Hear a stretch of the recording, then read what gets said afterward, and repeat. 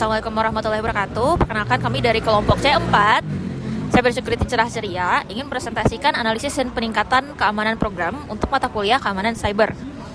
Anggota kami terdiri dari Jian Hazel Sitorus, Mailkar Stumardika, saya sendiri Maulid Hiliati dan juga Faiz Alfahad Kurniawan. Pertama, instalasi program. Langkah-langkah instalasi yaitu siapkan folder untuk instalasi program terlebih dahulu, kemudian buka command prompt dan juga arahkan ke folder yang sudah disiapkan tadi. Lalu clone repository terlebih dahulu dengan mengetik git clone dari link GitHub-nya, kemudian masuk ke dalam directory project yang sudah di-clone tadi. Kemudian buat virtual environment dengan mengetik source.vanv/bin/activate. Kemudian install dependency flash dan flash_SQL Alchemy dengan mengetik pip install flash_SQL Alchemy. Kemudian jalankan aplikasi dengan Python app.py. Kemudian buka di browser dengan mengakses localhost port 5000. Untuk bukti keberhasilan instalasi programnya seperti yang ada di slide. Lalu untuk websitenya seperti ini. Kemudian untuk hasil analisis dan peningkatan keamanan program. Nah, pertama-tama celah keamanan yang teridentifikasi. Di sini aplikasi ini tidak memiliki fitur autentikasi dan juga otorisasi. Jadi siapapun yang mengetahui URL dari aplikasi bisa melakukan proses create, read, update, dan juga delete. Untuk CWE terkaitnya yaitu CWE 306 yaitu missing authentication for critical function.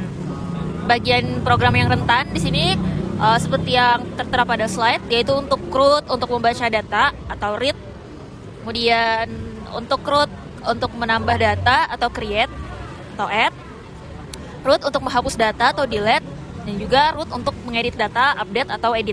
Nah, jadi di sini terlihat jika semua root ini tidak ada authorization-nya. Jadi memungkinkan user lain bisa mengakses semua root tanpa melakukan authentication.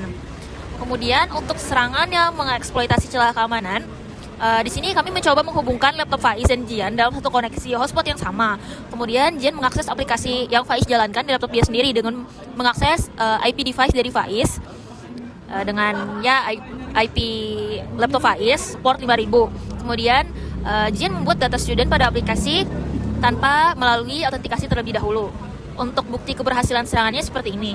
Ini laptop Faiz sebelum kondisi sebelumnya, dan ini kondisi sesudahnya. Dan ini laptop Jian kondisi sebelumnya, dan ini laptop Jian kondisi setelah melakukan action as student. Nah, untuk peningkatan keamanan program, kami menerapkan teknik autentikasi sederhana berbasis session di app.py. Modifikasinya meliputi pertama penambahan root baru untuk login dan juga logout, kemudian menggunakan dekorator @login_require untuk melindungi semua root, create, read, update, and delete. Kemudian penambahan session management menggunakan flash.session untuk menyimpan status login dan juga redirect otomatis ke halaman login jika belum autentikasi.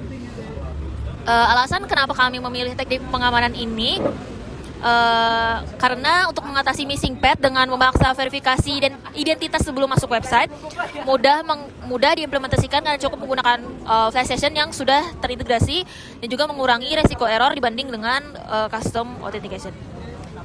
Ini untuk cuplikan program yang telah dibuat, bisa dilihat pada slide.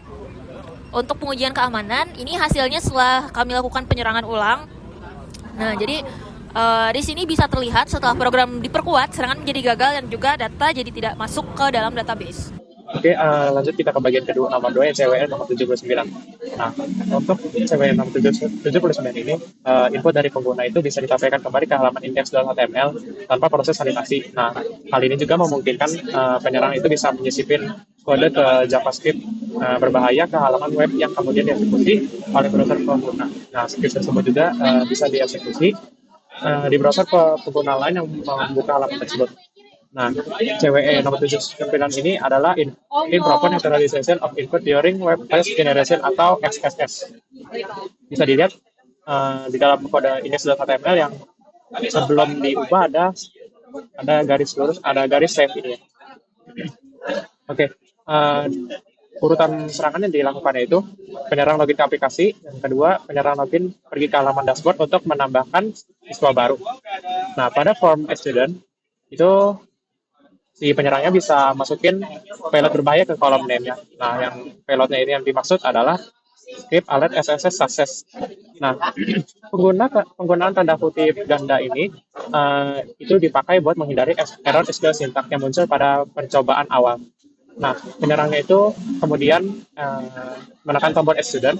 Nah, yang kelima, aplikasi itu dia menyimpan payload tersebut ke database tanpa sanitasi. Nah, yang keenam ini, mekanisme template menampilkan nama sifat tersebut kembali ke halaman dashboard dengan filter save yang menyebabkan browser mengeksekusi payload sebagai kode JavaScript, alih-alih menampilkannya sebagai teks biasa. Nah, untuk bukti keberhasilan yang kita lakukan ini ada gambar pertama, kita menginput script alert success ini. Untuk F dan grade itu seperti biasa, lalu kita pencet tombol add student.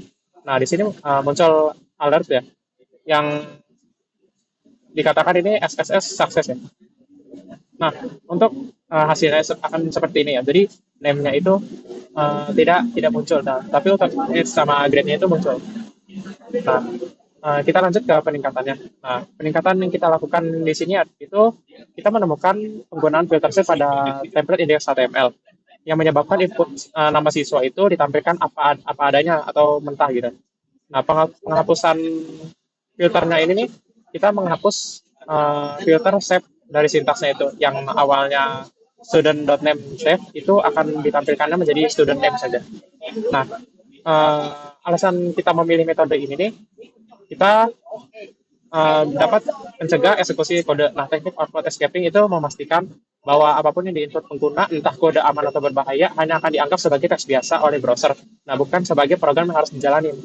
Nah, perlindungan yang kedua itu perlindungan komprehensif. Nah, metode pertahanan industrial standar yang paling efektif untuk menangkal serangan store XSS. Yang ketiga, meminimalisir risiko human error. Itu mengandalkan fitur keamanan dari framework jauh lebih bijak dibandingkan mencoba memfilter input. Nah, penggunaan secara manual yang sering sering kali bisa diakali oleh penyerang.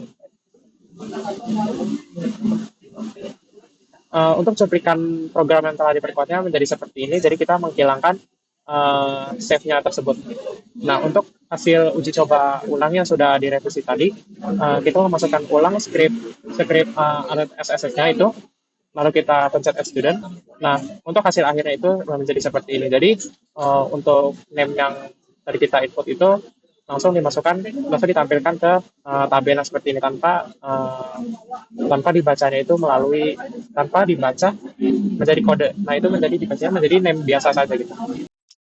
Kemudian yang ketiga, CWR tersebut yaitu improper utilization of special online use language. SQL domain, SQL inversion. Itu celakawan yang teridentifikasi yaitu penggunaan STF string dan penyusunan SQL query. Mana metode ini berisiko karena tidak bisa memisahkan antara data dan perinter, sehingga rawan dimanipulasi atau istilahnya SQL injection. Nah, ini ada penyusunan SQL query dari user menggunakan string, mana itu pada line 5. Kemudian tahapan eksekusi serangan yang mungkin dilakukan oleh penyerang yaitu pertama login ke aplikasi tentunya, terus membuka page form add student, kemudian memasukkan payload S21 200 pada kolom name, kemudian memasukkan nilai 10 pada kolom age, kemudian nilai 10 sama seperti tadi pada kolom grade sekarang. Kemudian dia akan submit. Nah, bisa dilihat di sini ada tahapannya. Yang pertama tadi saya jelaskan, masukkan itu pada tiap kolom dan boom, data itu masuk dalam query dan dieksekusi sehingga dapat dimanipulasi. Nah, kemudian apa pentingnya keamanan yang mungkin dilakukan? Yaitu mengganti metode string menjadi parameterized query, di mana variabel input user yaitu name, age, dan juga grade tidak akan dimasukkan langsung ke query SQL. Nah, posisi mereka akan diganti dengan tanda tanya, dan nilai variabel tersebut akan dikirim secara terpisah dalam fungsi cursor execute. Alasannya kenapa memilih metode parameterized query? Karena metode ini memastikan apapun karakter input user akan diperlakukan seperti teks biasa, sehingga tidak akan bisa dieksekusi oleh query. Nah, bisa dilihat perbedaannya dari tadi bukan f-string, jadi di mana langsung di satu line. Kemudian untuk perubahannya di mana variabelnya akan diganti dengan tanda tanya. Kemudian ada penambahan pada kursor execute query-nya ada argumen baru, di mana adalah variabel yang tadi. Kemudian untuk pengujiannya sama seperti tadi sering tadi masukkan nilainya pada kolom, namun bedanya pada sudah diganti metodenya tidak akan bisa untuk dijalankan.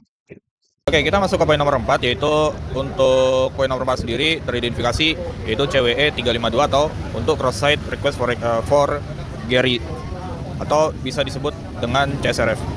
Nah, untuk celah keamanan yang kita identifikasi itu untuk deskripsinya sendiri yaitu aplikasi tidak memverifikasi apakah request perubahan data atau penambahan data itu benar-benar berasal dari pengguna yang sah. Nah, sistem itu hanya mengandalkan session cookies gitu ya, yang dikirim otomatis oleh browser. Nah, hal ini itu memungkinkan penyerang mengirimkan request yang berbahaya, jadi tanpa sepengetahuan pengguna itu sendiri. Nah, untuk CW terkait itu seperti yang saya jelaskan yang tadi, yaitu CW 352 yaitu cross-site request for Gary. Itu atau bisa disebut oleh CSRF.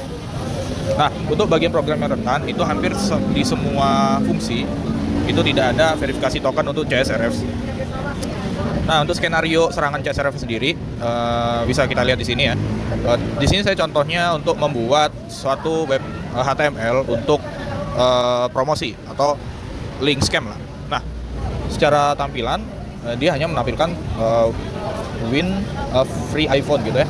Nah, kemudian ternyata di bawah dia ada formnya, yaitu ketika dari penyerang tahu endpoint dari sistem atau aplikasi, nah maka itu bisa di bypass. Yaitu untuk poin nomor 1, langkah-langkahnya penyerang membuat halaman form sebagai web jebakan gitu ya, yang punya form tersembunyi. Nah, secara langsung ketika si pengguna membuka form tersebut, otomatis terkirim saat halaman dibuka gitu ya. Nah, kemudian ketika si admin membuka link tersebut tanpa sadar, browser secara otomatis langsung mengirimkan request ke server dengan cookie admin. Dengan cookie admin gitu ya, karena dari user sendiri sudah login. Nah, kemudian server akan mengeksekusi perintah tanpa validasi CSRF tersebut. Nah, kemudian untuk peningkatan keamanan yang diterapkan, itu kita menerapkan anti CSRF token. Kemudian untuk menggunakan synchronizer token pattern, dan setiap form itu memiliki token unik, dan dari server sendiri juga memverifikasi token tersebut sebelum memproses request. Nah, di sini terlihat kalau semisal untuk semua form yang ada di aplikasi itu kita sudah nambahkan CSRF underscore token yang di-generate dari function yang kita buat, itu get CSRF token. Nah, maka dia akan divalidasi ketika formnya dieksekusi. Misal, dia dieksekusi untuk add student gitu ya. Nah, maka dia akan cari dulu CSRF tokennya. Nah, kalau misal dia nggak ada, nah maka dia akan keluar 403 untuk CSRF token invalid atau request ditolak karena token tidak ada gitu. Nah, kemudian ketika memang sudah divalidasi gitu ya. Nah, maka secara otomatis request yang tanpa mengirimkan CSRF token dinyatakan tidak valid dan CSRF tidak lagi berhasil. Dan nantinya requestnya akan berganti responnya berganti seperti ini. CSRF token invalid, request ditolak. Nah, untuk codingannya hampir tetap sama ya untuk yang win a free iPhone ini. Jadi dengan form yang sama tanpa CSRF token, dia tidak bisa request untuk add ke server yang kita jalani tadi. Oke, kemudian kita lanjut ke kesimpulan gitu ya. Nah, dari hasil analisis yang kami lakukan terhadap aplikasi ini, jadi dapat kita simpulkan bahwa aplikasi web sendiri itu memiliki beberapa celah keamanan serius apabila tidak menerapkan prinsip secure coding sejak awal. Nah, untuk celah keamanan seperti missing authentication di poin nomor 1 dan cross-site scripting atau XSS di poin nomor 2, SQL injection di poin nomor 3, dan cross-site request for Gary atau CSRF itu terbukti dapat mengeksploitasi dan berdampak langsung pada integritas serta keamanan data pada aplikasi. Nah, untuk penerapan mekanisme pengamanan seperti autentikasi berbasis session, kemudian output escaping, kemudian parameterized query gitu ya, dan CSRF token terbukti efektif dalam mencegah serangan yang sebelumnya berhasil dilakukan.